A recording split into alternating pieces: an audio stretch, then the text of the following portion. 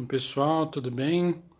Estamos aqui começando um vídeo no qual a gente vai explorar o simbolismo do rei Arthur e a relação dele com a sexualidade sagrada. Então, vamos só esperar aqui a nossa convidada Clarissa entrar e assim que ela entrar, olá, Clarissa está entrando aqui.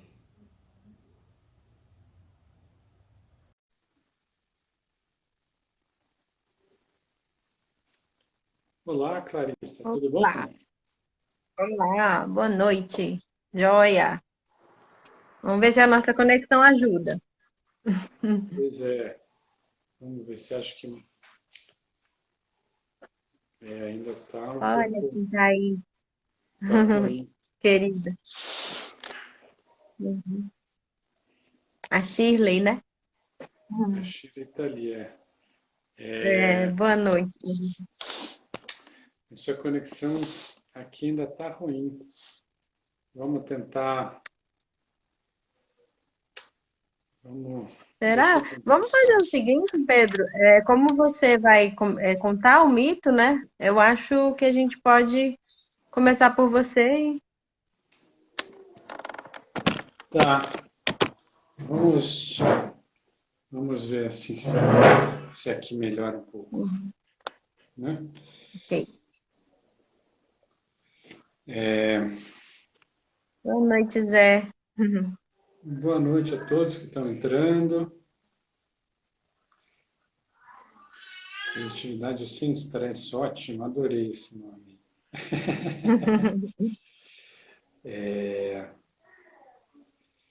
Então vamos nos apresentar primeiro, né, que é o tempo, eu acho que das pessoas irem entrando, a gente poder fazer.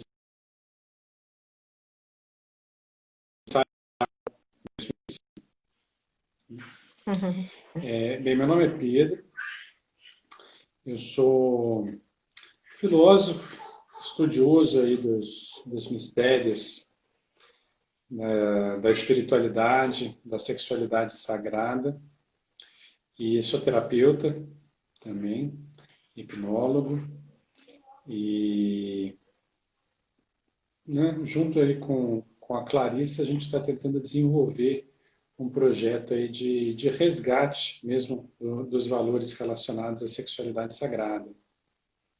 Uhum. E a Clarissa, que é uma grande colega minha, que é terapeuta, psicóloga, sexóloga, mestre tântrica, facilitadora de biodança, né? Tem todos os requisitos aí, todas as formações aí para a gente poder explorar profundamente esse tema aí da sexualidade sagrada.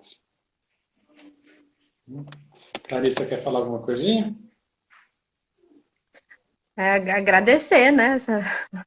Essa recepção, mas acho que a gente vem trazendo vários mitos, né, Pedro, de várias culturas da nossa idade, né, que tem um ponto comum, né? Assim, os personagens, eles muitas vezes recebem outros nomes, né? Mas a gente percebe nesse sincretismo, né? A, os pontos de convergência, né? E tudo isso é para que a gente possa resgatar uma consciência do aspecto sagrado da sexualidade nas mais diferentes culturas, né? Diferentes crenças também, né? Religiosas.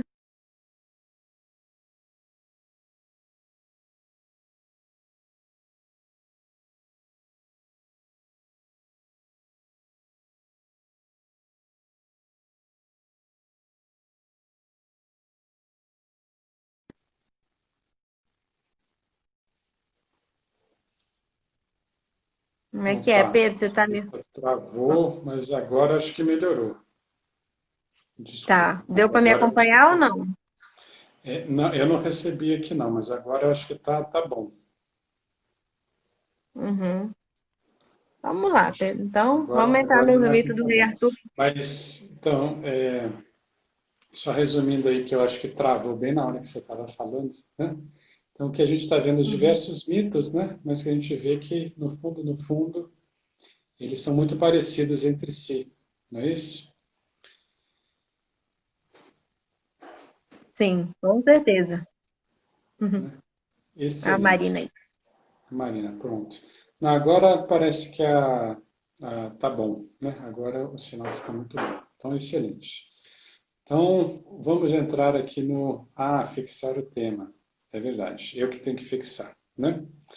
Como é mesmo, eu escrevo aqui no comentário fixo, é Acho isso? que eu consigo, Pedro. Acho que eu consigo. Eu vou tentar, você vai avançando, que senão a gente vai perdendo bastante tempo, né? É. Então, vamos lá. O mito do rei Arthur. O mito do rei Arthur é a primeira coisa assim que acho que chama atenção em relação a gente, que é um mito relativamente recente. Dos mitos aí que a gente conhece, que a gente já explorou, todos eles são muito antigos, né? O mito do rei Arthur, ele tem mais ou menos entre 700 e 500 anos aí de idade. Então são mitos aí relativamente recentes e que são muito interessantes até para a gente entender melhor até a construção dos mitos, como que eles foram elaborados, né? E o mito do rei Arthur, ele não foi uma coisa assim que nasceu pronta, né? Eu trouxe aqui até alguns livros que eu tenho no tema, né? Para a gente pra ir passando, né? Como que foram, né? Então, a primeira referência aí do mito do rei Arthur vem desse livro aqui, que é a história dos reis da Bretanha. Então, aqui, esse livro foi escrito mais ou menos no ano 1000 depois de Cristo, e E aí nele já aparece a figura assim, do rei Arthur, a figura de Merlin, né? São as primeiras figuras aí da mitologia, né? Que aparecem. E aí eles têm uma série de aventuras, né? O rei Arthur com Merlin, aventuras mágicas, lutando contra criaturas mágicas, né? É mais ou menos assim aqui nesse livro. Depois, foi escrito na França, né? Então isso daqui também é interessante a gente ver que o mito do rei Arthur não foi escrito só na Inglaterra, né? Na França. Esse daqui que é Perceval. O, a Mariana está falando aí que não fixou o tema. É, tem que ser você. Eu tentei, mas Ah, não então, deu. desculpa, gente. Então eu vou fazer isso agora. Fixar o comentário. Pronto, fixei. Você escreve no comentário e fica. Isso. Isso. Uhum. Então, tá. Então, nesse livro aqui, é introduzido o Graal, a figura do Graal, que é outra coisa que a gente vai falar bastante hoje. Esse livro aqui foi escrito mais ou menos 1200 depois de Cristo. Eu, particularmente, eu achei esse livro aqui muito curioso, porque a gente tem uma noção assim, desses contos assim, de cavalaria, né? E esse livro aqui mudou bastante a minha noção. Então, por exemplo, né? Ele conta a história de Percival, que era um dos cavaleiros ali da Távola Redonda, né? Ele que depois vai encontrar o Graal. E ele, nas aventuras dele, era assim, ele salvava, por exemplo, uma donzela, né?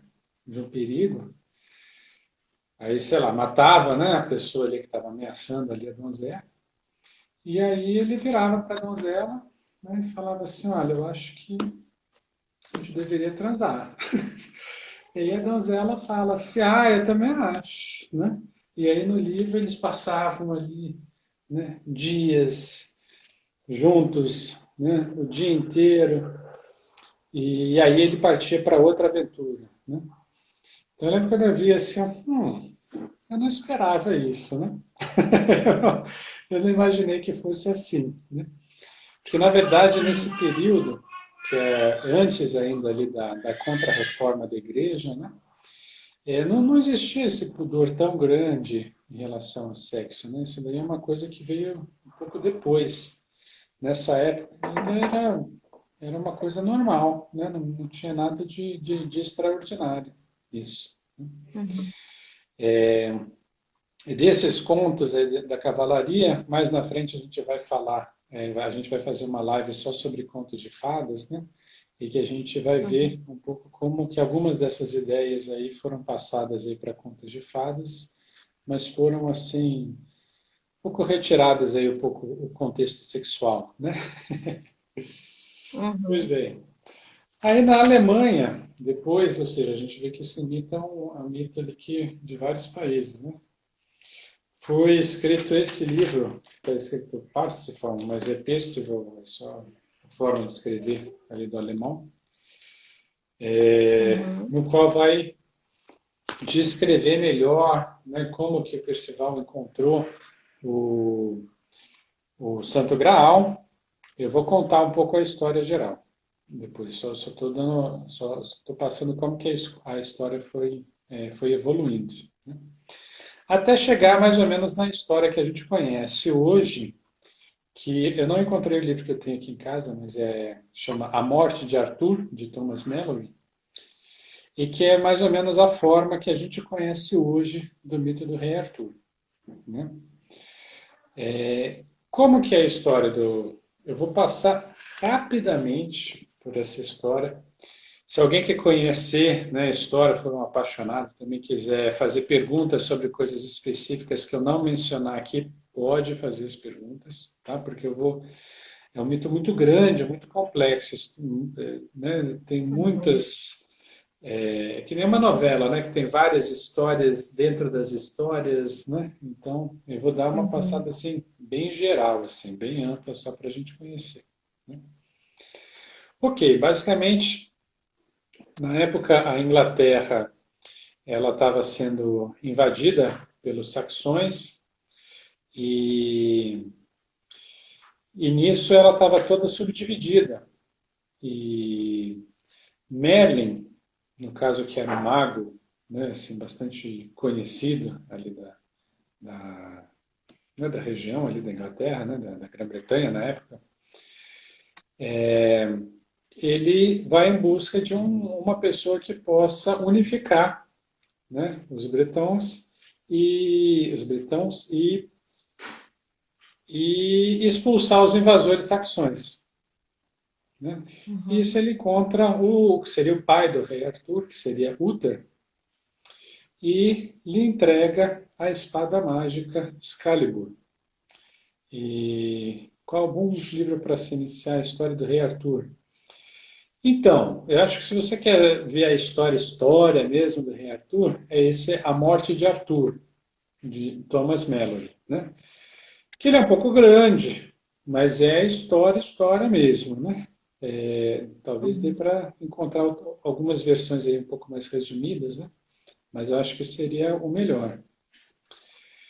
E, pois bem, então voltando aqui à história, né? Então o pai de Arthur, ele luta contra os invasores saxões, vence com o poder da espada mágica e unifica os reinos.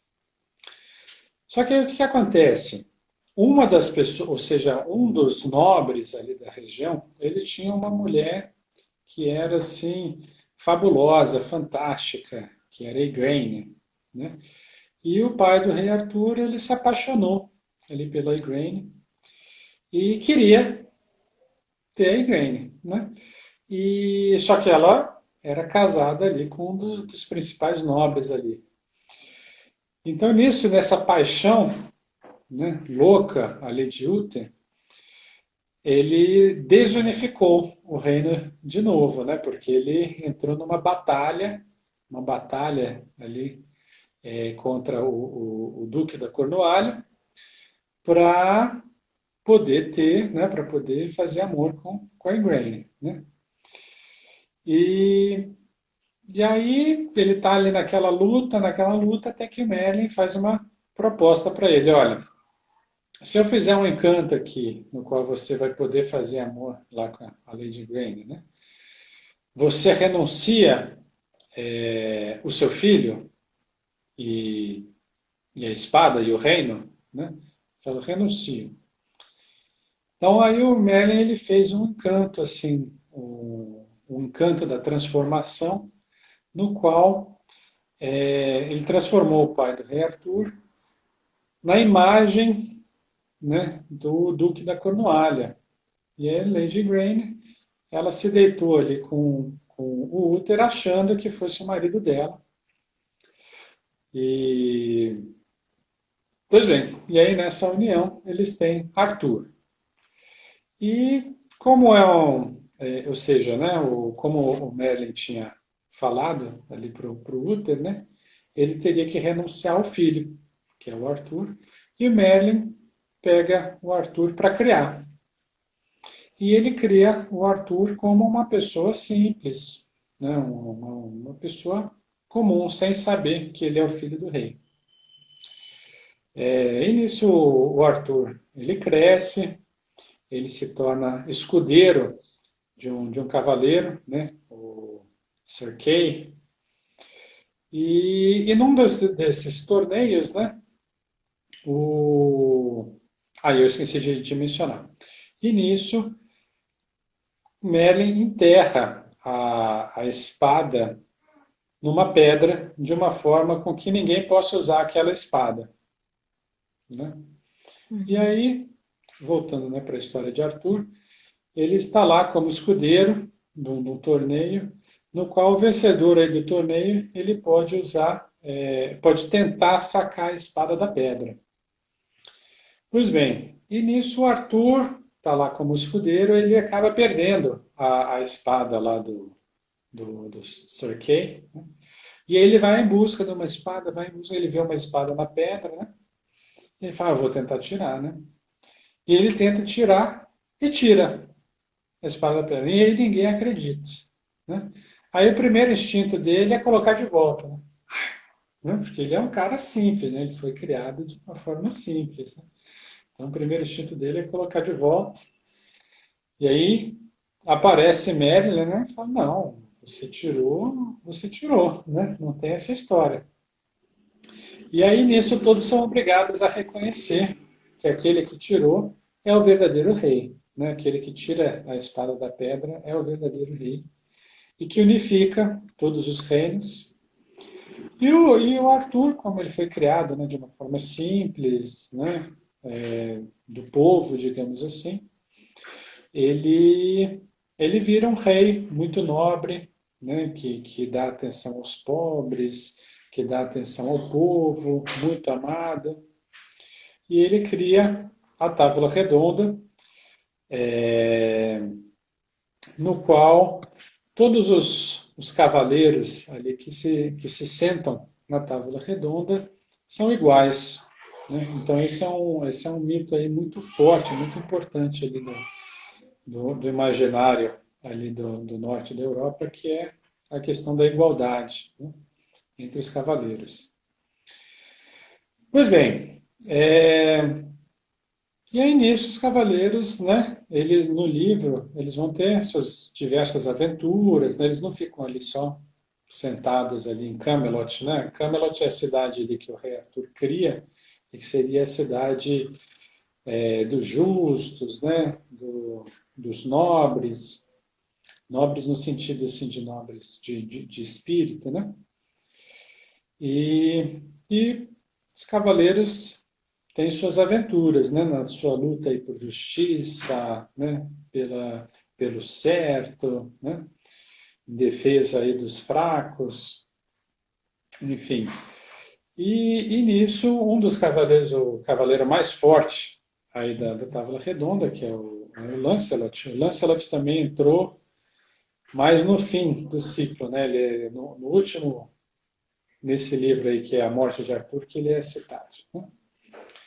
Ele se Uhum. apaixona pela mulher do rei Arthur, que é Guinevere, e ela se apaixona por ele também, né? E aí os dois acabam ficando juntos, E, e ao descobrir isso, o Arthur adoece.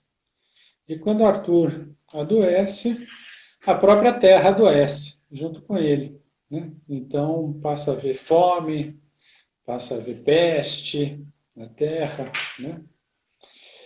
E Uhum. quando os cavaleiros descobrem que o que pode salvar, né, a todos é o Santo Graal, né? Como eu falei, o Santo Graal foi introduzido ali naqueles contos ali de Percival. Uhum. E aí nos contos aí de Percival, né?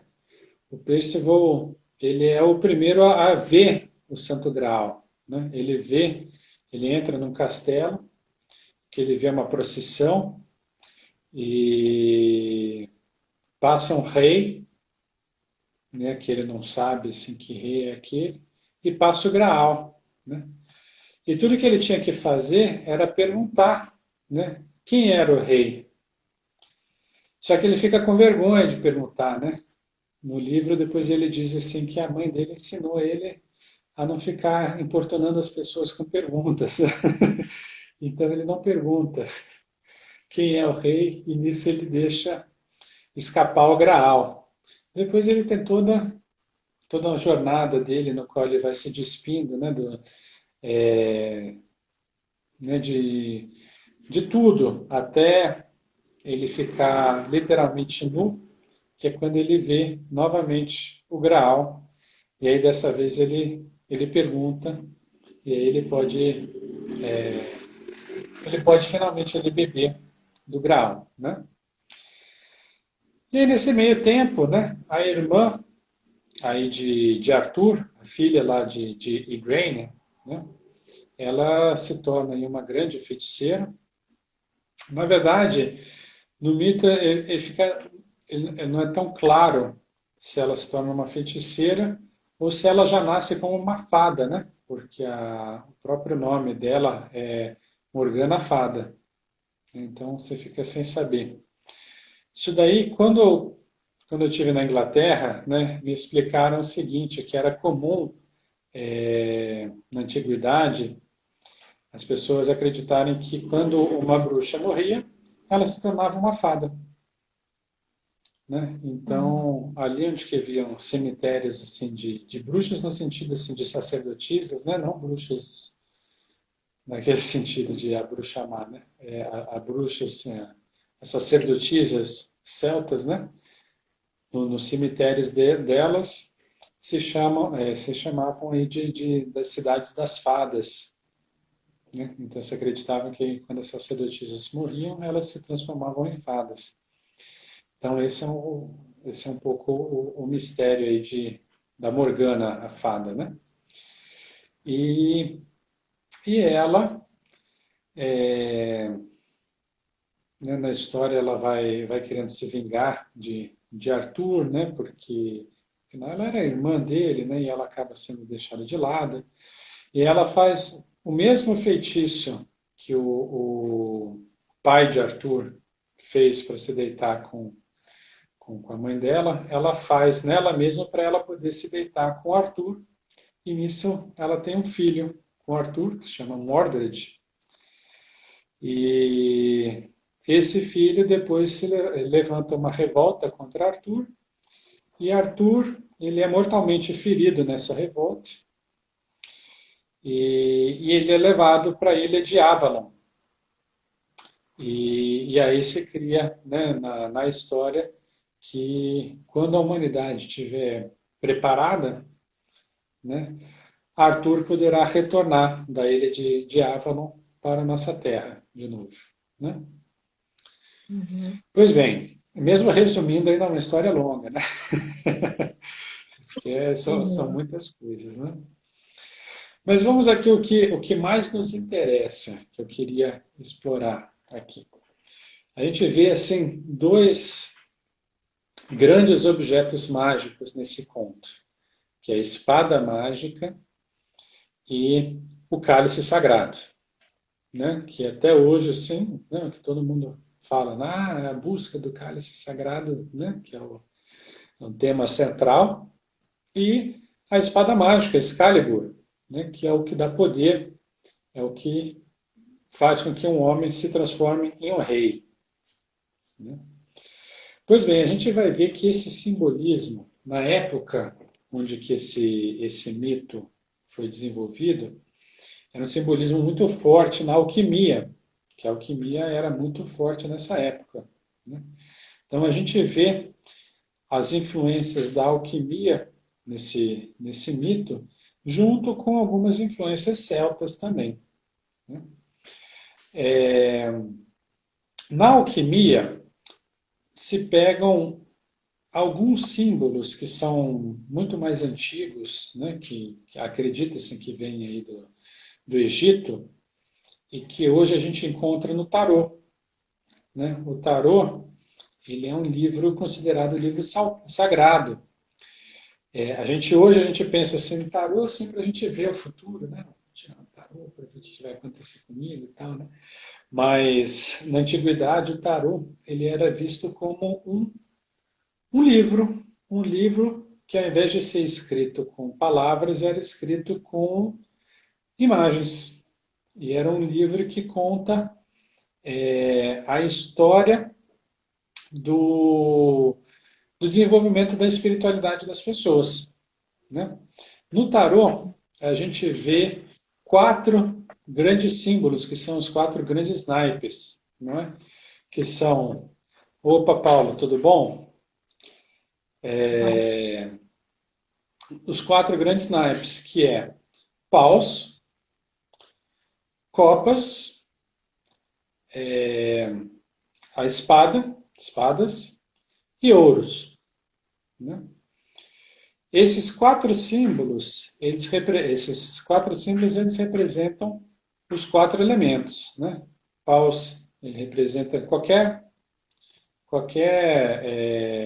baralho de tarô, você vai ver isso, né? O paus ali representado como elemento fogo, você vai ver assim, como se fossem os paus ali pegando fogo. Né? Copas como ar, água, né? Copa é uma taça.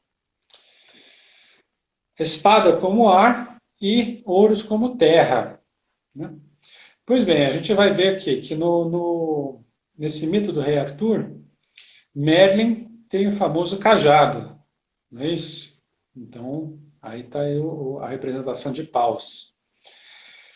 O Santo Graal é um cálice. Né? A espada ali do Excalibur, né? A espada do rei Arthur, e que ela estava cravada numa pedra. Né? Nos contos antigos celtas, diziam que o rei, inclusive isso é uma tradição que existe, eu acredito que até hoje ainda na Inglaterra, o rei, o trono do rei fica em cima de uma pedra sagrada. Né? Então ele senta sobre a pedra. Que na mitologia celta, acho que eles chamam a pedra, agora me fugiu o nome da pedra, mas é alguma coisa assim, a pedra dos reis, né? Que sobre a pedra sagrada que se senta até hoje, isso existe. E o que isso representa dentro da alquimia? Né? Isso daí é uma representação dos órgãos sexuais do homem e da mulher. Então, o paus, ele representa o falo, né? Que é a essência ali da energia masculina, fogo. Né? Copas representa ali a vagina, que é a essência da energia feminina. A espada, o que a espada faz? Ela penetra a carne, não é isso? A gente fura uma pessoa com a espada. Então ele representa o falo no ato sexual. E o ouros, né, que é a pedra, ele representa o quê? O resultado, né, do ato sexual no útero da mulher, né? Aquilo que nasce. Então, esses 4 elementos, como a gente tem falado, né, nas lives anteriores, eles representam justamente a sexualidade em si. Pois bem, mas então, o que que faz, né? O que que faz o cálice ser sagrado? O que que faz a espada ser mágica, né? O porquê que Merlin carrega, né, um, um cajado, né? Um cajado que a gente vai ver o mesmo simbolismo ali de Moisés, lá na antiguidade, Moisés tinha um cajado mágico, né? Uhum. A gente vê nos contos aí de fadas, né, que as fadas madrinhas têm uma varinha de condão, a gente não vê isso. Até aí, né, histórias aí mais recentes do Harry Potter, né, eles não têm as varinhas mágicas ali deles, né?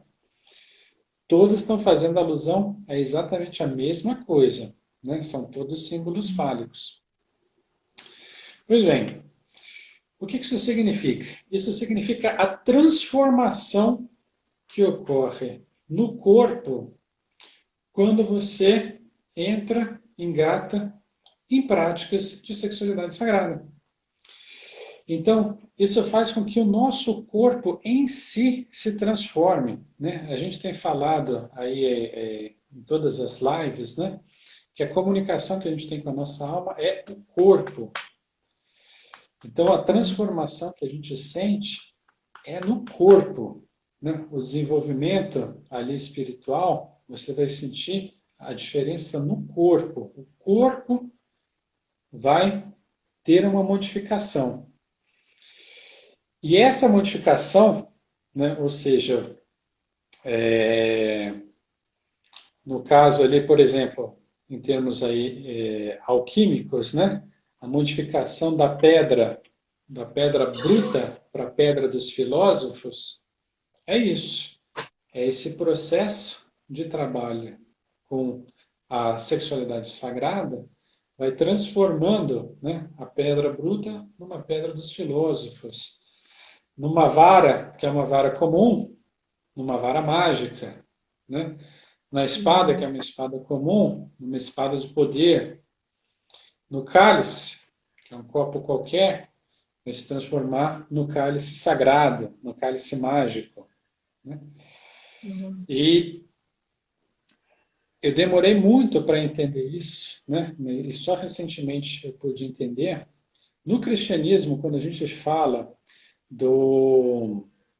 da ressurreição do corpo, no fundo, o que está se falando é disso, é da transformação que existe no corpo. É uma transformação de um corpo que estava ali insensível, dormente, quase morto, num corpo desperto, num corpo acordado, num corpo que sente tudo, né? Eu brinco aí que de vez em quando, né, quando a gente começa a ir trabalhando o corpo, a gente vai despertando o corpo, a gente vai começando a ter sensações no corpo das emoções que a gente tem. Então, muitas vezes, quando o nosso corpo está adormecido, né, a gente fica assim em dúvida, né? Mas estou sentindo isso, estou sentindo aquilo. Se o teu corpo está desperto, não tem dúvida. Você sabe exatamente tudo o que você está sentindo, né? Você não tem dúvida se o seu fogo, se a sua mão está no fogo e está queimando ou não está, né? Você não fica assim, será que está queimando? Não está queimando. Você sente. O Uhum. corpo desperto sente tudo. E o que o mito está falando é justamente sobre isso. É sobre o despertar. É o despertar da consciência no corpo, que vai fazendo com que esses órgãos se tornem despertos, vivos, que você sinta, né? Clarice uma vez comentou uma coisa aqui que eu não sabia, né? Eu sempre aprendo aqui nas lives aqui com a Clarissa também, mas que tem tudo a ver com esse mito, né? Que o Freud uma vez disse aí que as mulheres não teriam a possibilidade, as mesmas possibilidades intelectuais do homem, porque elas não se libertavam na sua sexualidade, né? E isso tem tudo a ver com o que a gente está falando. Por quê? Existe uma relação direta entre os nossos órgãos sexuais e a nossa mente. Existe um canal, né, que conecta as duas coisas. O teu poder intelectual está diretamente ligado com o seu despertar sexual. O teu poder, seu poder psíquico está relacionado com o seu despertar sexual, né? Todas as suas potencialidades como ser humano estão relacionadas a esse despertar. E a pessoa que desperta, né, o homem que desperta o seu poder ali masculino, ele se torna rei, porque ele está acima ali dos outros, né? Ele tem as potencialidades mais afloradas do que os outros. E a mulher que desperta, né, o seu cálice sagrado é a senhora da sabedoria. Por quê? Porque do cálice sagrado, que é o poder feminino, você tem a possibilidade de saber todas as coisas, né? O saber é uma faculdade feminina, magnética, né? A gente tem isso até em termos tecnológicos, né? A gente não grava as coisas em meios magnéticos, né? Uhum. Em meios assim que recebem as impressões. O nosso inconsciente é feminino por causa disso. Ele recebe todas as impressões. E como ele recebe, ele é como se fosse uma grande biblioteca universal, né? E por isso que ele é a fonte da sabedoria, né? Uhum. Então, aquele que detém o cálice sagrado é a dona da sabedoria, né? E é a dona da vida eterna, né? Se fala aí que ao se beber do cálice sagrado, a pessoa não morre nunca mais, né? Ele tem vida eterna. Por quê? Porque a vida, onde que a vida é concebida, né? É no cálice sagrado, né? No útero. Então, o útero, ele tem essa potencialidade de cura de todas as coisas. Então, quando se fala da vida eterna, não está se falando que você realmente vai viver 1000 anos. Ele está falando que você pode curar todas as coisas.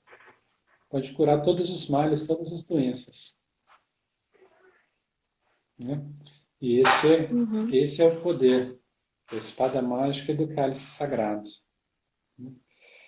Uhum. Pois bem, é isso que eu queria passar. Agora eu queria passar a bola aí para a Clarissa para ela comentar aí em cima. E, gente, de novo, né? Eu falei muito rapidamente sobre o mito. Se tiver algum elemento aí da história do mito que vocês quiserem perguntar, pode perguntar, que aí a gente entra mais profundamente nele.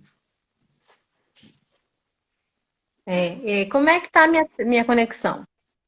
Para mim tá ótimo aqui. Tá, então joia. Vamos lá. Como o Pedro colocou bem, né? Assim, o mito do Rei Arthur é um mito que data do século V, né? Então, existem muitas versões, né? E existe, inclusive, um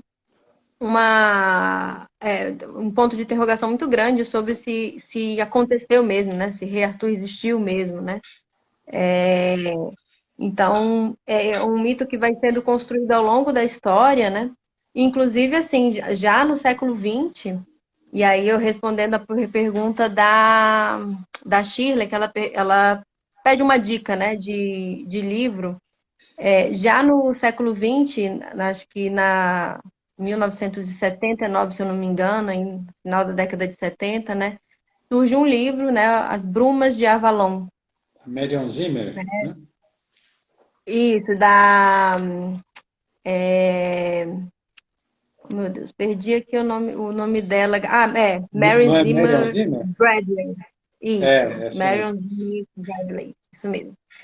E ela narra, eu não sei se a Shirley ainda está aí, né? Mas ela narra o mito de Rei Arthur sob a perspectiva do feminino, né? Então, as mulheres nesse mito, elas são as protagonistas, né? Ela não tira a importância, né, dos homens, do Rei Arthur e dos cavaleiros, né? Mas todo o enfoque, toda a perspectiva é sobre o ponto de vista feminino, né? Como que elas teciam ali a história também, né? Muitas vezes de uma forma bem, bem bem oculta mesmo, né? Bem feminina, mas Clarice, fundamentalmente. Oi? eu posso só fazer um adendo aí dentro disso que você está falando, né? Sem Por querer, favor. desculpa te interromper, mas é só porque é uma coisa que é bem interessante que eu esqueci de falar, porque se a gente vê, ah, nossa, mas a Morgana era má, né?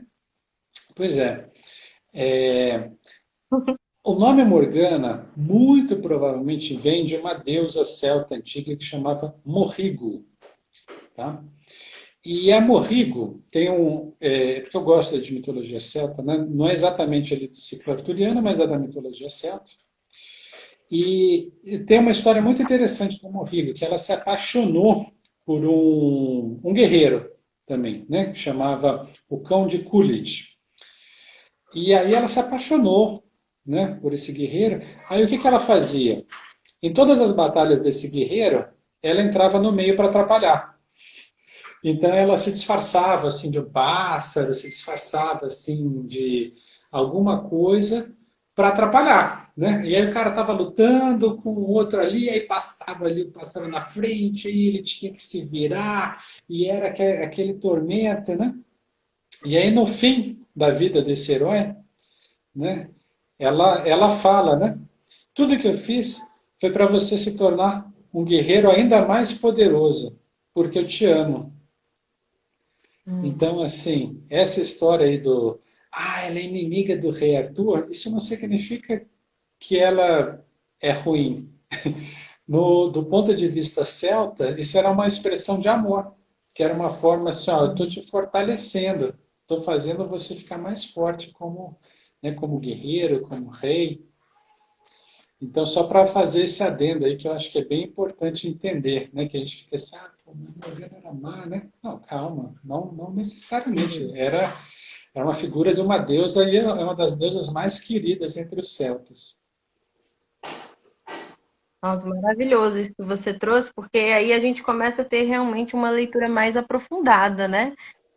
Menos dualista, né? Menos essa coisa do bem e do mal, mas entender também que como às vezes para a gente ser bom, a gente tem que ser mal, né? Assim, como certas maldades são verdadeiras bênçãos, né? E então existe toda essa realmente essa complexidade, né? Assim, né? Então, mas vamos lá. E lembrando dessa personagem, né, a Morgana, ela, na maioria dos mitos, né, das histórias que são narradas, ela é realmente entendida como um personagem assim do mal, né? Mas em Brumas de Avalon, não, né? Ela inclusive ganha o protagonismo, vamos dizer assim, né? Em detrimento do protagonismo do próprio rei Arthur, né? Então, só para a gente entender assim, a importância dessa personagem, né? Então, e é um mito assim que muito sincero, né? Assim, em relação à sexualidade, porque mostra diversos fenômenos extremamente polêmicos, né? Como incesto, homossexualidade, né?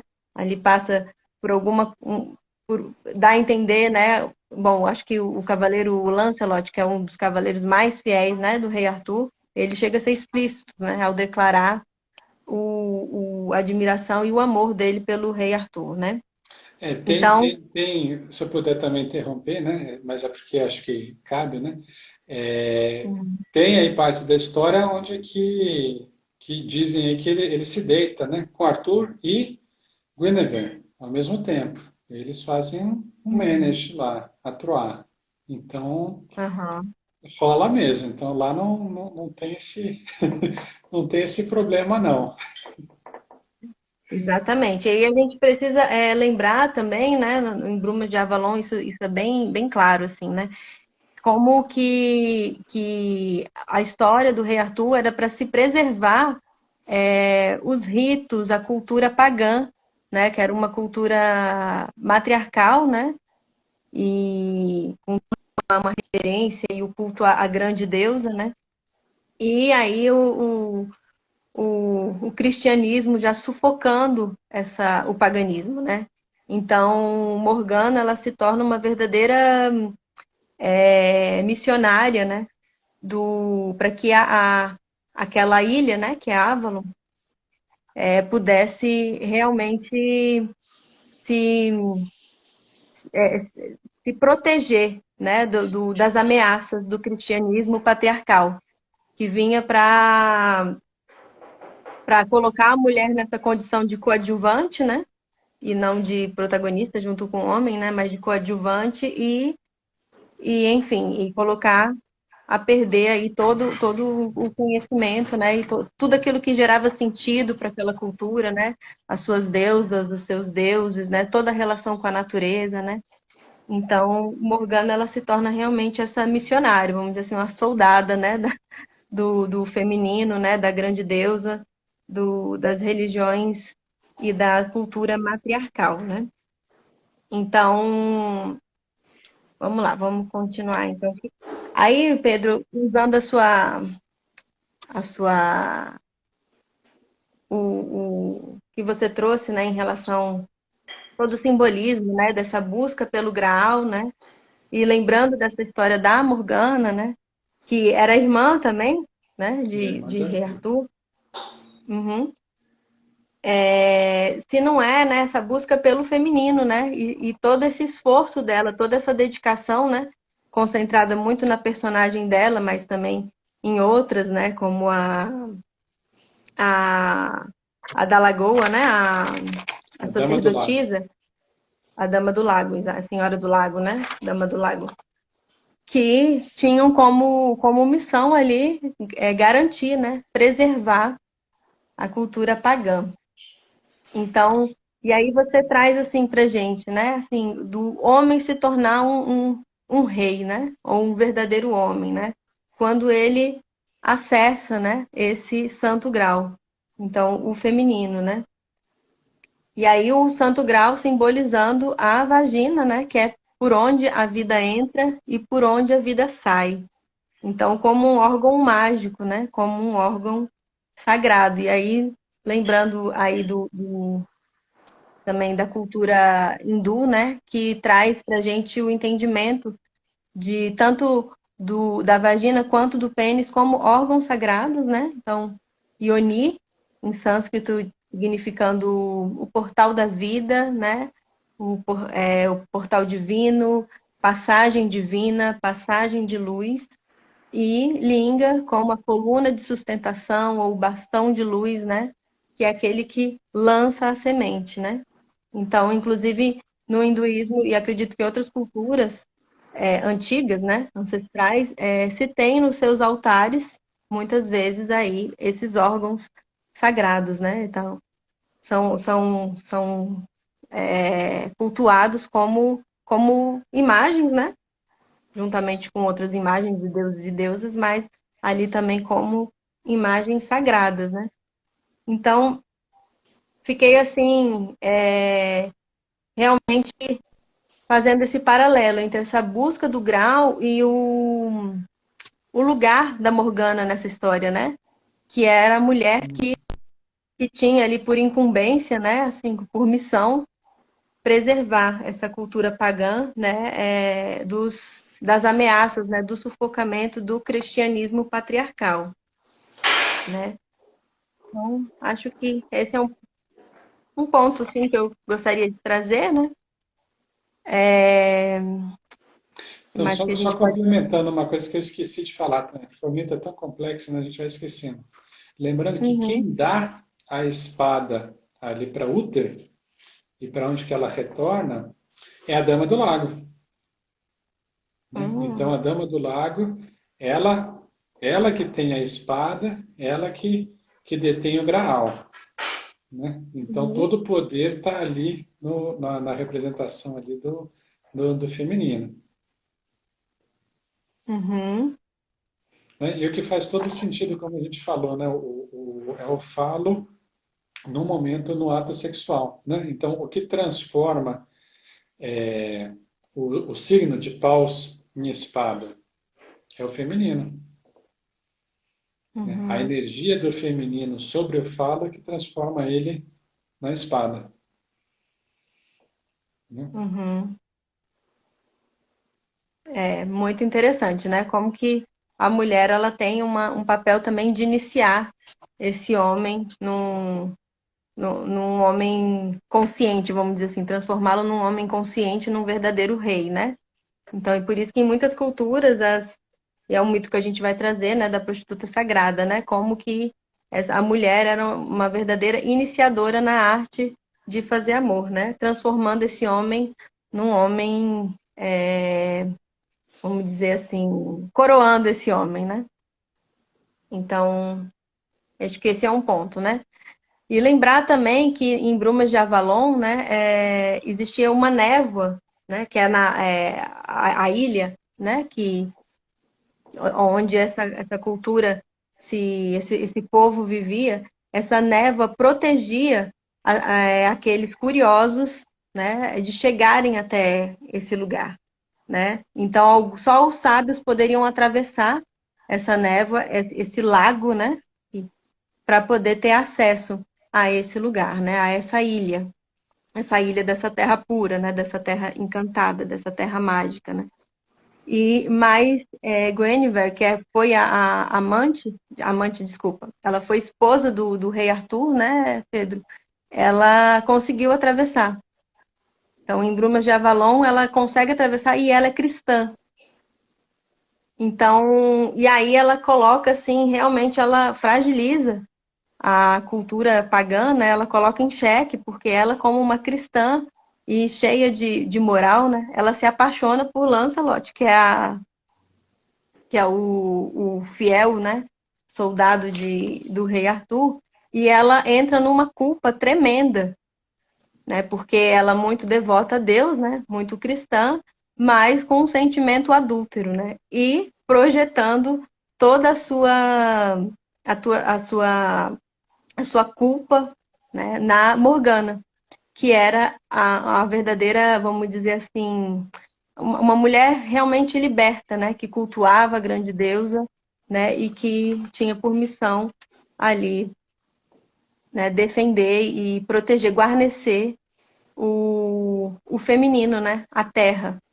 E aí eu também fiz um paralelo enquanto você falava, Pedro, sobre esse adoecimento do rei Arthur e de toda a terra, né? Que adoece junto. Então, e a busca do Santo Grau para recuperar a prosperidade e a fertilidade da terra, né? Que é a busca pelo feminino, né?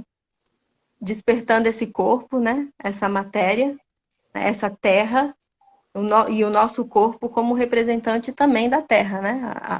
O nosso corpo é o nosso continente, é a nossa terra, né? Então, para um corpo desperto, né? Um corpo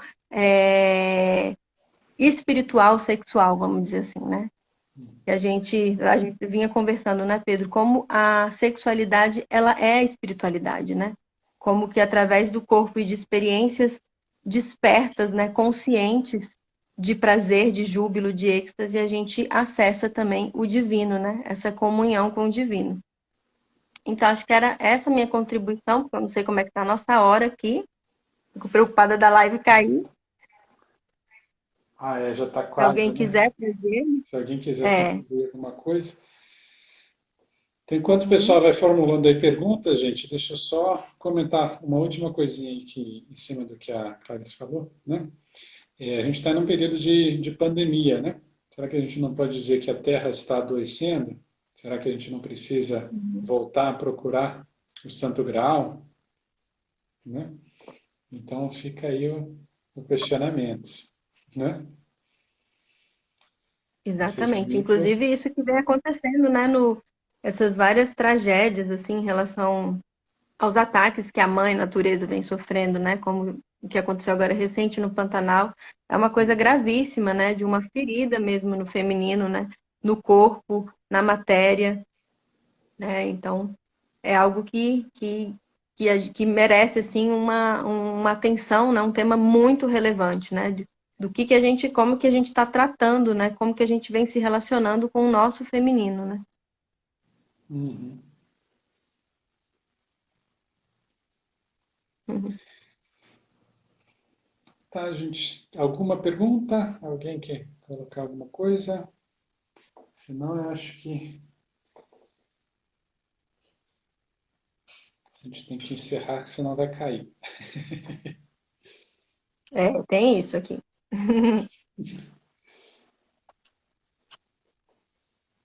Eu tô olhando aqui as perguntas, acho que não. Eu já respondi a pergunta da Shirley sobre o livro, né? Que ela, como uma estudiosa aí do feminino, ela adora mulheres que correm com os lobos. Acho que Brumas de Avalon é bem indicado, né? Sim. Se É, a você gente quiser vê como indicar que outro. é uma coisa assim, muito forte, né, na nossa cultura. Acho que saiu uma série, a Netflix também, dando uma ênfase ali na Dama do Lago, né? Que é assim, Uhum.